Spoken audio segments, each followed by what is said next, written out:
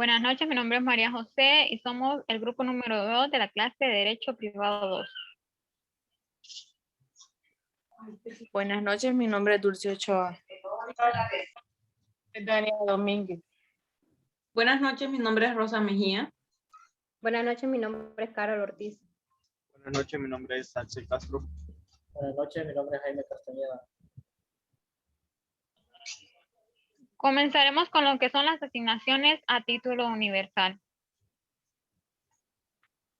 Las asignaciones a título universal, ¿a qué nos referimos con título universal? Es aquel que se transfiere todo patrimonio en derechos y obligaciones. Algunas de las características de los asignatarios a títulos universal son los herederos que representan a la persona del difunto testador y consigo adquieren lo que son los derechos y obligaciones transmitentes. Están obligados a todo tipo de carga testamentaria que lleve consigo el dominio de alguna herencia. La clasificación de los herederos. Tenemos lo que son los herederos universales, que esos son los que adquieren una totalidad del patrimonio o ya sea en cuotas. Los herederos de cuota en este caso son los que el testador ha especificado una cantidad determinada, ya sea que dijo Pedro dejó un 80% a Martín, entonces en este caso está especificando la cantidad, entonces sería un heredero cuota. Tenemos lo que son el heredero del remanente, que se puede catalogar también como legatario, que en este caso sería un ejemplo. Pedro dejó la herencia total a María, entonces se puede dividir hasta en dos partes, digamos que son dos herederos universales, se dividiría entre dos. En todo caso que haya un tercero, que ese sería el heredero de cuota, y en caso que dijera si restare algún sobrante, entonces llamaríamos el heredero de remanente como sobrante. Cuando no hay heredero universal, se entenderá llamado de remanente a los herederos ab intestato. ¿A qué nos referimos con ab intestato? A los herederos que son por legado. En este caso, si la persona muere y no deja establecido un heredero universal, entonces el de remanente pasa a ser heredero universal en este caso, si no hay asignación, ya sea por próxima de consanguinidad, o sea, por parientes próximos pasarían a ser herederos de remanente o legatarios. Siguiente. Asignaciones a título universal. Estas son en las que el testador llama a sucederle en una o más especies determinadas. O sea, este podría ser un ejemplo. Pedro deja a María un auto o un carro. En este caso sería a título singular y lo adquiere al solo fallecer lo que es el testador, porque en este caso la persona no tiene derechos ni cargas que expresamente confieran o le impongan, solo adquiere el dominio ya sea del auto o del caballo o de cualquier sea la cosa que le haya dejado lo que es el testador. Continúa la compañía. Cosas que no pueden ser legadas. Como primero tenemos las cosas que son incapaces de ser apropiadas. Por ejemplo, el cielo, el aire. Tenemos también los bienes nacionales de uso público, que serían las plazas y las calles. También tenemos las cosas que forman parte de un edificio y no pueden ser separadas sin deterioro. Siguiente diapositiva. Tenemos que el testador podrá ordenar que se adquiera una especie ajena para darla a alguna persona o para emplearla en algún objeto de beneficencia. Siguiente. Tenemos los legados. El legado de cosas fungibles. Como ejemplo tenemos el dinero que una vez es utilizado pues ya deja de existir. Tenemos el legado de una cosa futura. Esto se refiere a cuando a María se le da una cosecha, por decirlo así. Entonces, si esa cosecha sale, se le entregará a ella, pero si no se da, pues no se puede entregar. Y tenemos los legados de género, que esto es cuando se le atribuye a una persona un cierto género pero no está, entonces se le va a dar un punto medio de este género, o sea, una cosa que sea un poco de menor valor. Siguiente.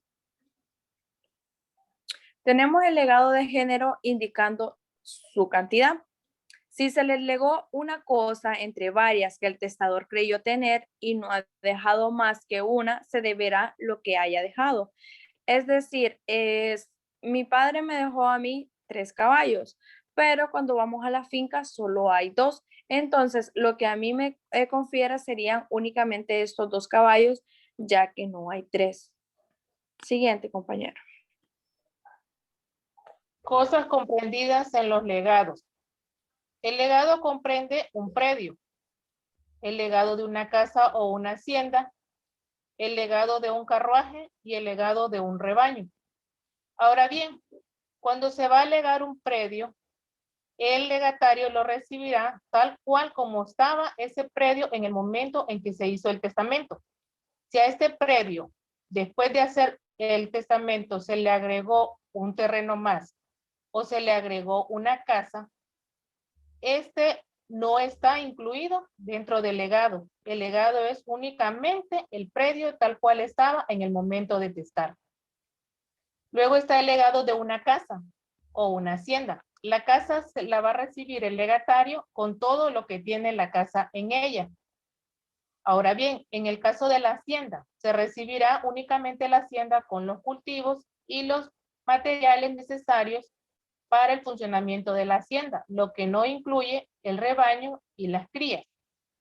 En el caso de legar un carro, el carro se va a entregar al legatario tal cual estaba funcionando en el momento en que estaba en vida el sucesor.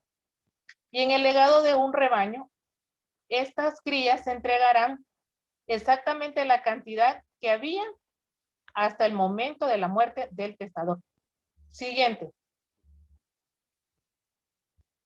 En el testamento, el testador puede incluir una cláusula de no enajenar. Ahora bien, esta cláusula va en contra del principio de la libre circulación de los bienes.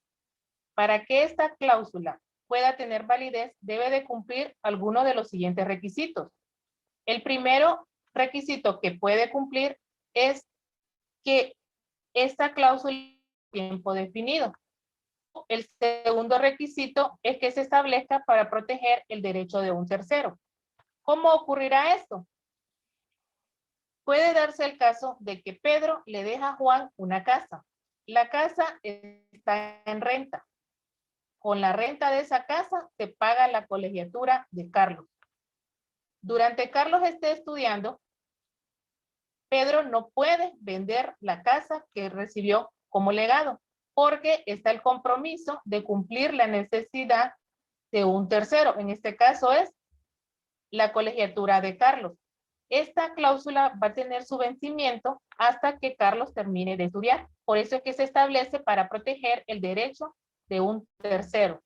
Siguiente. Las cosas que se pueden legar. Se pueden legar tanto cosas corporales como cosas no corporales.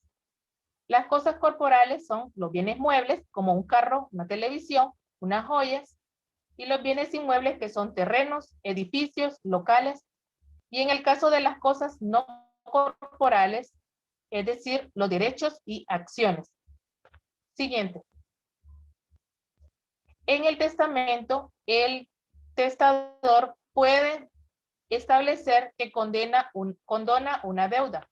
En este caso, él lo deja por escrito en un testamento y se va a condonar la deuda que se conocía al momento de testar. Pero si el testador entabla una demanda o empieza a recibir pago por parte de su deudor, esta condición que tiene de condonar la deuda ya no tiene validez. Asimismo, se tomará en cuenta la condonación de la deuda existente únicamente en el momento en que se hizo el testamento. También en el testamento, el testador puede manifestar su intención de pagar una deuda con el legado. En este momento, el testador establece que tiene determinada deuda y que la va a pagar con determinado legado que él ha dejado. En conclusión, podemos decir que las asignaciones a título universal se llaman herencias y quienes suceden en ellas, herederos. Estos suceden al difunto en todos sus bienes, sus derechos y obligaciones transmisibles.